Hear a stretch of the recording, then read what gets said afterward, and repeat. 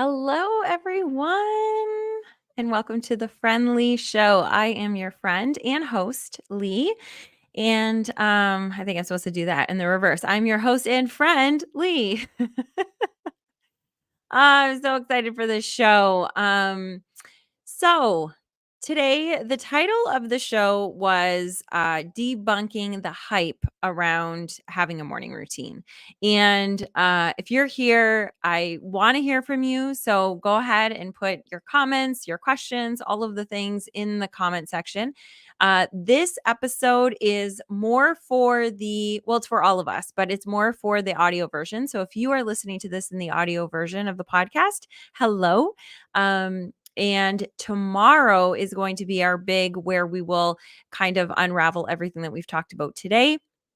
And we will do that's like our community show, our live show where we do all the comments. I will say sometime at the end of this podcast episode to go to the comments and bring those up live so we can still have a conversation about it now. But if you're listening to this in the audio version and you want to have comments or questions about this show, then come on out on Wednesday at 8 p.m. on Facebook, YouTube, Twitch. We're all over the place. We're streamed all over the place. We are not active all over the place, but you will find us there and you can ask your questions then if you want. So, hey, Facebook user. Hello. And so let's get started. So I called it debunking the hype around morning routines. And instead of focusing on the operative word being debunking, I want you to think about the hype of morning routines because here's the thing. I do agree that we need to have morning routines. I always wanted to say that we didn't need them, but deep down I knew that we needed them. And through my 20s and 30s, I think I have tried all of them. I've read every book. I was a 5 a.m. club girl for a long time. I have done the miracle mornings. I have done all of the things, or I have at least tried to implement all the things. And I think when there is such a hype around it that we aren't doing it for the right reasons. And if we're not doing it for the right reasons, then we're not able to make it a lasting, satisfying routine or habit. And satisfying to me is one of the biggest things. So, yeah, you can maybe make it lasting and you can grind and you can, do things that you hate for a very long time. A lot of us are in jobs that we hate for decades and decades and decades. Um, I'm lucky that I'm not one of those people, because I do love my job, but unfortunately, I have many, many, many, many friends that are in jobs that they just hate. And so, is it lasting? Yeah. Is it satisfying? No. So, routines don't necessarily need to be both. You can still continue doing them. But ultimately, I think at the end of the day, we're all looking for satisfying, happy moments in our life, right? Like, I really do think that's what we're all going for. And so, when we're doing these routines, these morning routines, especially, we're out there for like, okay, so I know I'm going to speak just for myself. And that's usually what I do in all of these podcasts because I am not a doctor. I'm not a therapist. I'm not a, trained professional in any of this stuff. But I am your friend and I'll tell you my experience and then I want to hear your experience with it. My experience is I'm always looking at life hacks and how can I become more productive? How can I become more successful? How can I do things and um, get things done in less time so then I can go on and do the other things that I want to do, right? So that has been a big part of my life, definitely my whole adulthood, but I really started it when I was like a teenager, maybe even younger, that I was always looking for those hacks. They weren't called hacks back then, but I was always looking for those. I will do a quick hello to everybody that is over on First Day Pod that is watching. So hello, hello. We are streaming over on all of our First Day Pod channels as well. So if you're watching there, thank you and let me know. We are bringing that show back. We had our first episode back after a little hiatus there last week, and we are going to try to bring that back weekly or bi-weekly. So we're really, really excited about that. Anyway, so the morning routines, I think the hype, and that's what I want to talk about. If you're into something and you're doing it because it's been hyped, that you think it's the best thing because everybody's talking about it, what I want to encourage you to do is to think about, why am I doing this? Am I doing it because somebody told me that it's, what all the successful people do? Am I doing it because, people are saying, "Oh, it'll make you happier," or, "Oh, it will make you this," or, "Oh, it'll make you that"? Or is it something that deep down you're thinking, "Yes, you know what? I need to incorporate that, and maybe in the morning would be the best time for me." If the latter is why you're doing it, then I'm all for it. If the former is why you're doing it, I highly recommend that you check that, because you're not going to be able to sustain it in a satisfying way. So let me tell you what I'm talking about. Things like, when I was doing some of the morning routines, they were like 2-hour routines, and they consisted of, meditating and yoga and cardio exercise, like an really invigorating exercise. Also included reading, also included writing, also included. And so it had all of these factors. And I did a lot of them for a long time and was like, "Oh my gosh, this is so good. I've accomplished, quote unquote, so much before 8 o'clock in the morning or before 7 o'clock in the morning." When I was the 5 a.m. club girl, up at 5 o'clock in the morning and doing all the things, checking everything off. But I wasn't satisfied because I was doing it because I had to, not because I wanted to. I was doing it because I was following a program instead of following my intuition, my heart, my what I wanted to do. So, when we're looking at routines, I'm all for them, especially as I get older, especially, and I don't mean to always be talking about ADHD, but it always seems to come up when I'm talking about life in general, because that's the lens that I have, because I do have to be cognizant of it. And so routines help me in that.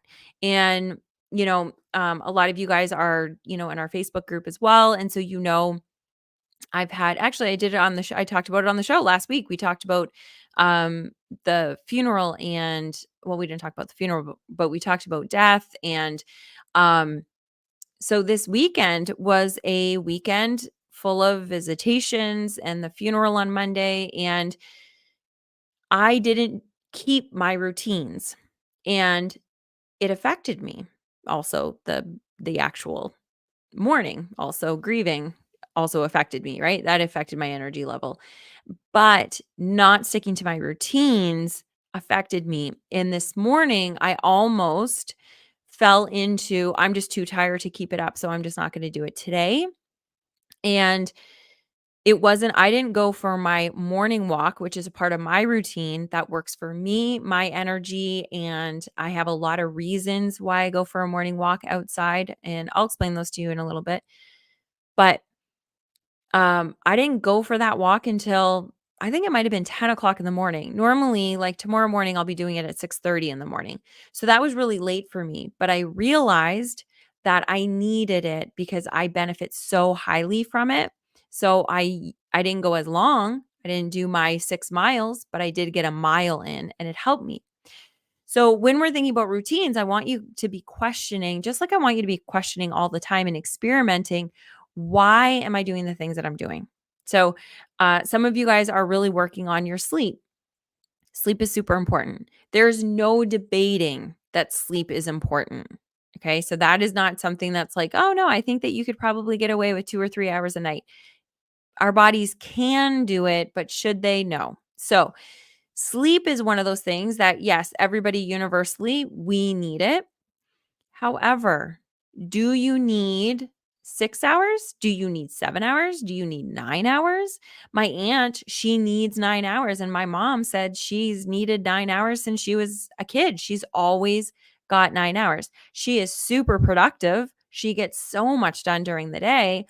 And I've always been part of that, like, okay, well, where can I get some more time in my day? Because we all only have 24 hours, right? Where do I get more time? I know, I'll sleep less, which is actually counterintuitive, because then you're less productive. So my aunt, she sleeps 9 hours every night and then is just super productive all day long. And now she's like late 70s, I think, and still the same way. So we have to, for ourselves, experiment. That's the only way that we figure out these answers, because nobody can tell us the number of hours that you need to sleep. Nobody can tell you what time in the morning you have to wake up. Nobody can tell us any of that. We have to experiment with it. So we're experimenting. I'm experimenting right now with my sleep time. I'm experimenting right now with my wake time. And what I have found for me, I think I started at 7 hours, thinking that if I have shut eye for 7 hours, will that work? For me, it doesn't. I need to have shut eye for 8 hours, and then I'm pretty good. Um, so I want you to figure out what is good for you. So here is what I would suggest. Not looking at other people's. Like, you can go and look, and if you put in Google morning routines, you will find a million morning routines. And there are literally, like, you'll be able to find lists of 30 things you should do in the morning, 20 things you should do in the morning, 10 things you should do in the morning. Top 40 that you should, like, top 40 was bonkers to me.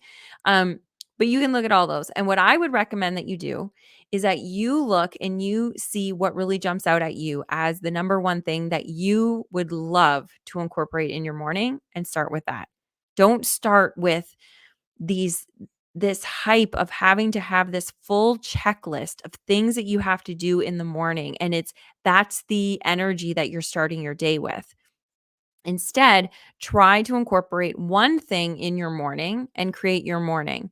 Because here's the thing that I want you, and I'm not going to, these episodes, I really want to kind of keep short, because I really love when I'm listening to audios that they're nice and short and they can kind of like get to the point, and then I can listen to them 2 or 3 times. If they're an hour, I don't tend to go back to them, but when they're like shorter, I can listen to them a couple times and get the information out of them. So that's what I really want to start doing. So thinking about what you want to do, but if you pick one thing that you're going to incorporate into your morning routine. So either thinking, maybe I want to, because there's a ton of research that you start your day the same time, whether it's a weekday or a weekend, at the same time every day, that helps your circadian rhythm, helps all kinds of things in your body. So that might be the first thing that you experiment with, is what time do I want to wake up in the morning every morning? And it sounds good to me that I'll also be able to get 7 to 9 hours of sleep the night before. For me, 6:30 works. That's a pretty good number that I can work with. So you would start there, and then you would do that until it feels relatively comfortable. So maybe like do it for a week or 2 weeks. And then you can kind of pile on the next thing that you want to do. Then maybe you might want to experiment with when you're going to go to bed, or vice versa, decide what time you want to go to bed and then experiment with the time that you're going to wake up. Start there, because that's the biggest hurdle, right?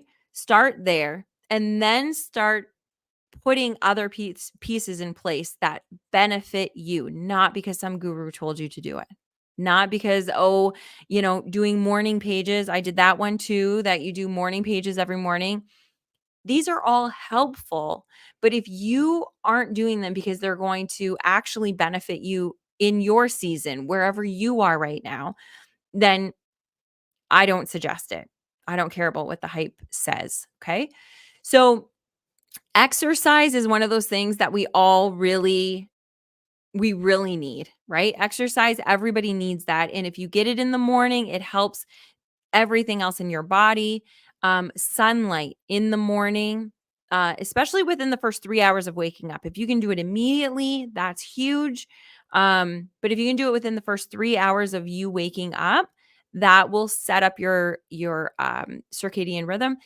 And that is not just so then you can sleep at night. That's not just that cycle. That actually will reduce your cortisol. It will do so much for all of your being and your mental, like all of it. So getting sunlight first in the morning is part of a morning routine that I would recommend you do, only because there is a ton of research, scientific, that it affects our body and it affects our brain. It's not because it feels good, or it's like, oh, successful people say that they do that every morning. It actually helps. So I would try to incorporate that into your morning, figure out where that fits in for you. Um, and then once those become a habit, then you can build on. Because here is the thing, and here is just what the truth of it is. We always overestimate what we can do in a month. We do. We overestimate what we can accomplish this month, and we underestimate what we can accomplish in 5 years. Nobody wants to look at 5 years. It's like, oh my gosh. But guess what? That 5 years is going to be here before we know it. So even a year, we totally underestimate what we can do in a year. But we overestimate what we can do in a month. And what happens is when we overestimate that, we put so much on our plate. And I'm so speaking to myself. This is something that has been huge for me the last year that I've been trying to learn is I put so much on my plate because I can get so much done because this is going to be my month. I'm ready. I'm raring to go. I've got the energy. And then I don't hit it. And then now I'm not going to sustain it. Now I got to figure something else out. Well, that didn't work. So what will work? Instead of starting slow and building on each other. And then before you know it, at the end of the year, you look back and you're like, man, this is pretty cool. I'm going to bed at the same time. I'm waking up at the same time. I'm feeling good. I'm sleeping better. My body feels good. Like I feel more relaxed. Oh my gosh, I can't believe like I've started my day with water and sunlight and exercise. And how did this happen? And it happened little steps at a time. Because the way that I look at it is, when you have kids and you're looking at them every day and they're growing just a little bit every day, we don't really see that they're growing, right? When you see that they're really growing is when you see pictures of what they looked like just a year ago and it's like, "Oh my gosh," or you do the measuring on the wall and you're like, "Oh my gosh, you've grown so much in the last year." Or when somebody that hasn't seen your kid comes and sees them and says, "Oh my gosh, you're sprouting up like a on a weed." It's because it's been little increment, unless they have their growth spurt. Yes, it's like, sometimes that happens that it's within a month, they're just like shooting up. But in general, they're just little changes that keep growing, but we're not really noticing it. Same thing with our weight. We just gain a little bit of weight as we're going. And then before we know it, we're like, where did that 20 pounds come from? Well, we didn't gain 20 pounds from last night, but it was just like a half a pound here and a quarter of a pound here and then a pound there and then so these naturally just happen. It's little steps all along. But if we can reverse engineer that, figure out where we want to be, and then start small and little incremental changes in our morning routine, little incremental changes in our nighttime routine, by this time next year, we'll be so in that routine that our whole life has changed. But if we talk about this right now, about what's the best morning routine, and then we get on this bandwagon and then we try it for all the month of February or all the month of March or whenever you're listening to this, and then we fall off the wagon, we berate ourselves, we feel like a failure. We're like, okay, well, that didn't work. What will work? And then we don't do it. And then we have to find something else and we have to go back to the drawing board. This way, if you start and you're like, "Oh, okay, yeah, you know what? I thought 6:30 was going to work for me, but actually it's not going to. I need a little bit more sleep. So 8 hours isn't enough for me. I need 8.5 hours. I'm going to wake up at 7 o'clock."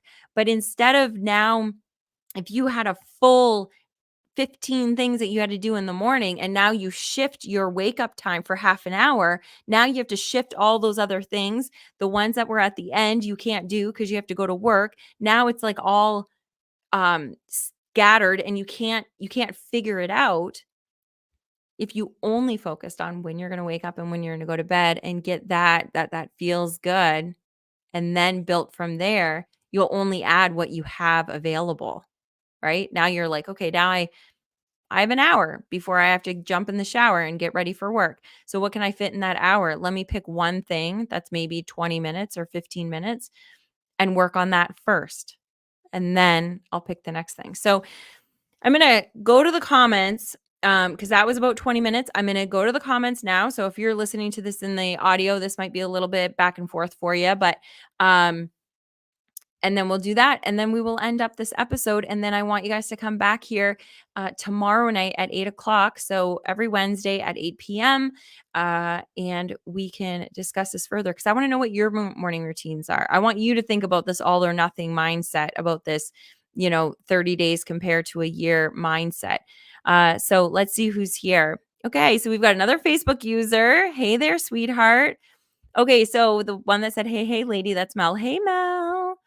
Okay, so somebody says short and sweet. It's what I need. Yes, me too. Even this one was a little bit longer than I wanted it to be. I really want to keep these to like 15-ish minutes.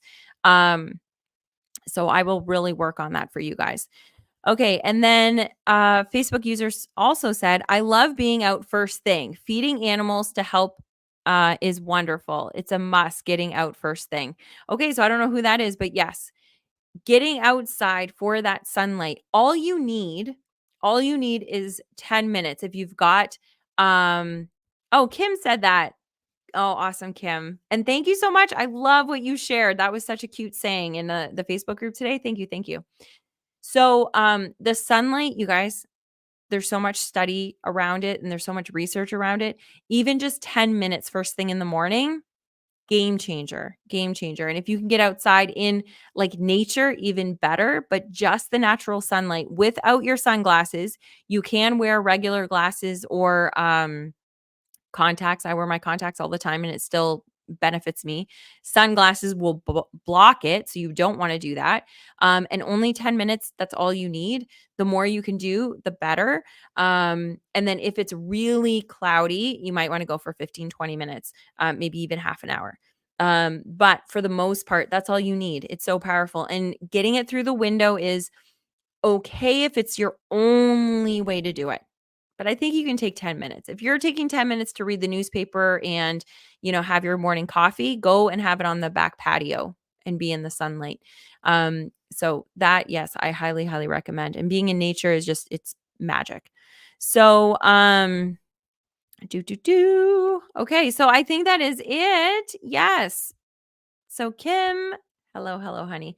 Okay, so this was wonderful. I love you guys. I can't wait to have more of a conversation with you guys tomorrow. So whatever you had questions about or comments or things that you wanted to add, please do that. And that is it. I love you guys so much. Thank you for listening to the Friend Leigh Show. Please come on over to our Facebook group, be a part of it, share your happiness, share your whatever you find uplifting. I want you to share that with everybody there. It is really growing to be quite a nice little group. And that is about it. So thank you again to everybody that's listening in First Day Pod. And I will see you guys tomorrow night. Love you. Bye.